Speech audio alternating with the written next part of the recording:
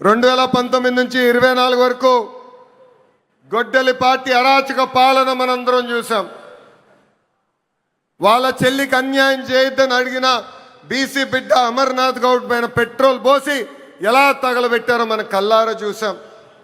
ఒక మాస్క్ అడిగినందుకు ఒక దళిత డాక్టర్ సుబ్రహ్మణ్యాన్ని పిచ్చోడు చేసి ఎలా చంపేశారో ప్రజలందరూ చూశారు.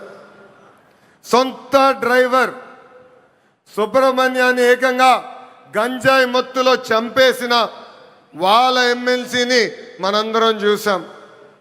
నంద్యాల నియోజకవర్గంలో ఒక మైనారిటీ కుటుంబాన్ని వేధిస్తున్నారు, ఈ వేధింపులు మేము తట్టుకోలేమని ఆత్మహత్య చేసుకునే పరిస్థితి మనందరం చూసాం. వైకాపా నాయకుల కూతురు కన్నా వాళ్ళ కూతురికి ఎక్కువ మార్కులు వస్తున్నాయని ఆ కుటుంబాన్ని వేధిస్తే ఆ వేధింపులు నేను చూడలేను తట్టుకోలేనని ఆత్మహత్య చేసుకున్న మిస్బాని మనందరం చూస్తాం కూడా జరిగింది.